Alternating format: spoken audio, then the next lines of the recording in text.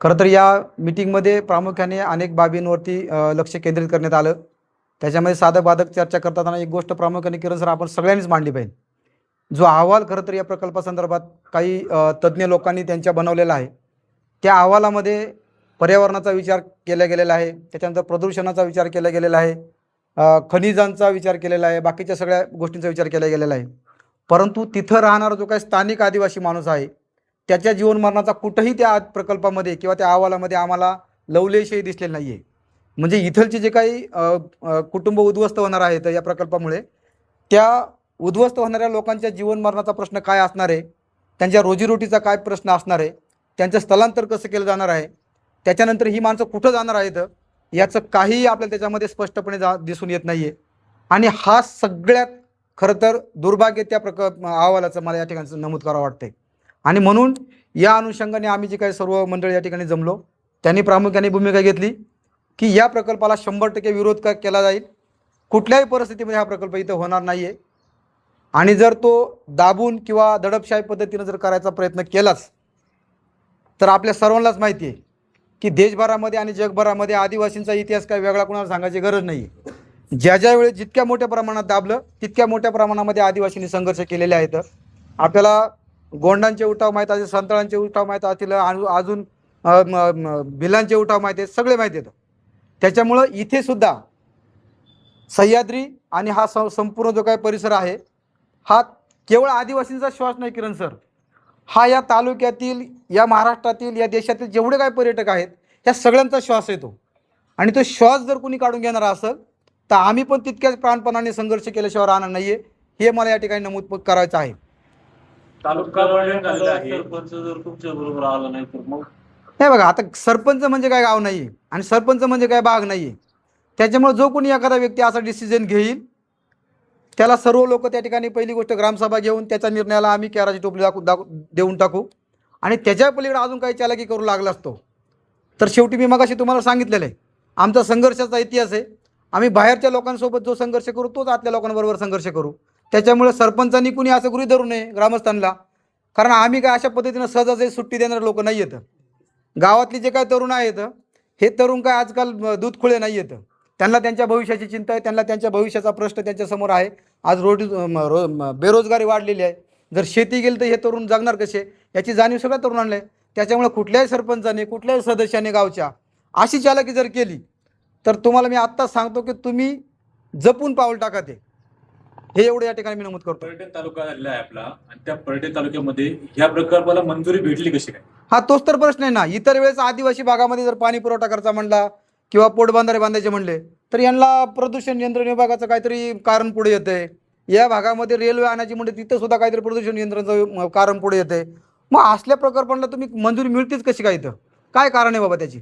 म्हणजे आदिवासी किंवा जुन्नर मधील जे काही रहिवासी आहेत यांच्या विकासासाठी, यांच्या प्रगतीसाठी तुम्हाला वेगवेगळे कायदे तुमच्या आड येत आहेत. फॉरेस्ट कायदे आड येतील, तुमचे प्रदूषण नियंत्रण विभागाचे कायदे आड येतील, किंवा उद्या मंत्रालय पातळीवरती काहीतरी आर्थिक निधीची अडचण येईल. इथं आमचा कारखाना हिरडा कारखाना, त्याला किती वर्ष आलं मंजुरी मिळत नाही सर, याची परवानगी आणा, त्याची परवानगी आणा. मग हे काय, हे कशाला नवीन भूत आमच्या लोकांनी बसवत आहे तुम्ही? काही संबंध नाही या प्रकल्पाचा. त्याच्यामुळे तो इथं कधीच होऊ शकत नाही. आज या ठिकाणी प्रबोधन या ठिकाणी आज सह्याद्री बचाव समिती या सर्व जुन्नरच्या भागातील लोकांनी सह्याद्री बचाव समिती एक समिती स्थापन केली. त्याच्या माध्यमातून आव्हान करतोय आपल्याला की आज या भागामध्ये तर सगळ्याच भागामध्ये, सह्याद्रीच्या सगळ्याच पट्ट्यामध्ये 59 प्रकल्प येणार आहेत. म्हणजे काही येऊ घातलेले प्रस्तावित आहेत, काही बांधकामाधीन आहेत, असे 59 प्रकल्प आहेत पंप स्टोरेज वेगवेगळ्या कंपन्यांचे. परंतु त्याचा मुख्य होल्डर जे आहे ते अदानीच आहेत. असे 59 प्रकल्प बीबीसी न्यूजने पण न्यूज केली होती त्याची. परंतु हा सह्याद्री हा देशभराचा तुम्ही अनुभव घेतला तर सह्याद्रीत लोक पर्यटन म्हणून फिरायला येतात. त्या पर्यटकांना मी एक आवाहन करू इच्छितोय की आज सह्याद्री जर वाचवायचं असेल तर हे पंप स्टोरेज पहिलं बंद केलं पाहिजे.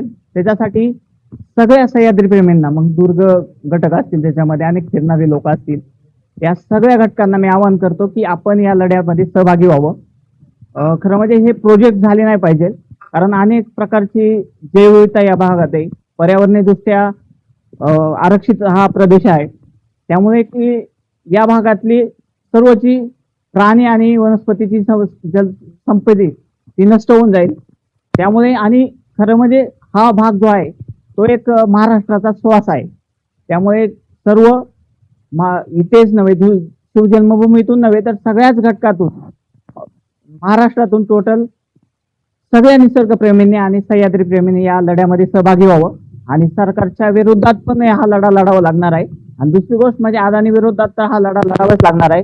परंतु या घटकांना नक्कीच अप्रोच होऊन या लढ्यात सहभागी व्हावं असं आवाहन मी सर्व सह्याद्री प्रेमींना आणि निसर्गप्रेमींना करत आहोत.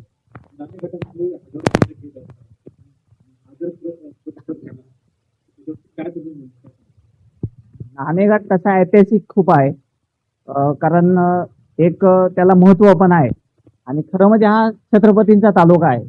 त्यामुळे छत्रपतींच्या स्वराज्यामध्ये एक ढाल बनून सह्याद्री उभा राहिला आणि त्याच्यामध्ये नाणेघाटाचं विशेष महत्व आहे इतिहासामध्ये. त्याच्यामुळे नाणेघाटावर नक्कीच त्याचा परिणाम दिसेल, कारण हा प्रकल्प होता आणि केवळ धरण बांधणार आहेत, बोगदा करणार आहेत हे एवढंच होणार नाही. याचे काही कार्यालय बांधले जातील, काही रस्ते कॉरिडॉर केले जातील, अनेक प्रकारची इथे हानी होणार आहे. त्याच्यामुळे अनेक झाडं तोडली जाणार आहेत. त्यामुळे नाणेघाटावर निश्चितच त्याचा परिणाम होणार आहे. ब्लास्टिंग सगळ्यात महत्वाचं त्यांनी दिलेलं का 6 ब्लास्टिंग गोडवाना इथे बांधले जाणार आहेत. म्हणजे त्याचे स्फोटक आणून ते वापरले जाणार. म्हणजे 59 प्रकल्प म्हणजे 59 बोगदे सह्याद्रीला पाडणार आहे. तिथं पाणी राहणार नाही प्यायला, कारण एकदा माहिती आपण शेजारी बोरवेल मारला विहिरीच्या का ते पाणी राहत नाही, तशा प्रकारचं हे होऊ शकतं. त्याच्यामुळे भविष्यात पाण्याचाही प्रश्न निर्माण होऊ शकतो. असं काही समजायचं कारण नाही. परंतु किरण सरांनी पण मगाशी मांडलं की ज्यावेळेस पाणी उचललं जाणार त्यावेळेस धरणं भरणार नाही. मग त्याचा जी धरणांचा जो उद्देश आहे कुकुडी प्रकल्पाचा, जी ओलिताखाली आणण्याचा उद्देश होता, तो भविष्य काळात अधुरा राहू शकतो की अनेक सिंचित क्षेत्र याच्यापासून दूर राहू शकतं असं आमचं तरी म्हणणं आहे.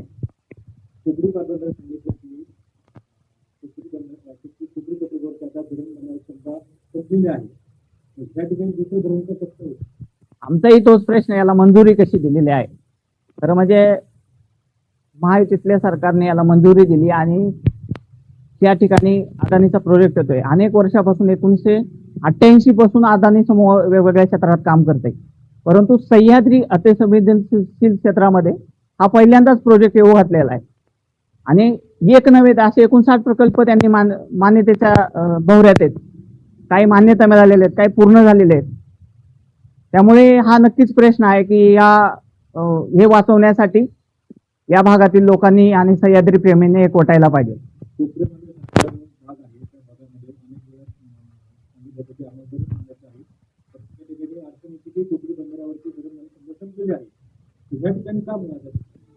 आता मुळातच मुद्दा हा आहे की ज्यावेळेस कोपऱ्या मांडव्याचा प्रश्न येतो त्यावेळेस कृष्णा खोरे प्रकल्प असं म्हणतं की आम्हाला पाणी क्षेत्र म्हणजे पाण्याची उपलब्धता फार कमी होईल धरण बांधल्यावर. मग अशी ज्यावेळेस त्याला मंजुरी मिळत नाही, वेगवेगळ्या तांत्रिक कारणाने अडचणीत आणलं जातं. आमचा जलसंपदा विभागाला पण एक सवाल आहे की तुम्ही असं असताना त्यांना मंजुरी कशी देताय. आणि पश्चिम आणि पूर्व अशा ज्या वाहिन्या आहेत त्या एकत्र करायला साधारणतः बंदी आहे, म्हणजे पाण्याची पश्चिम आणि पूर्व वाहिनी. मग तुम्ही काळू नदी इकडे वरती कृष्णा खोऱ्यामध्ये त्याचं पाणी कसं घेताय, हा एक सवाल आहे. या सरकारने याची उत्तरं पण दिली पाहिजे आणि जलसंपदा पर्यावरण विभाग असेल या सगळ्यांनी याची उत्तरं दिली पाहिजे. येत्या काळात सर्वांच्या विरुद्ध हा संघर्ष तीव्र केला जाईल. मुख्यमंत्री जे आहेत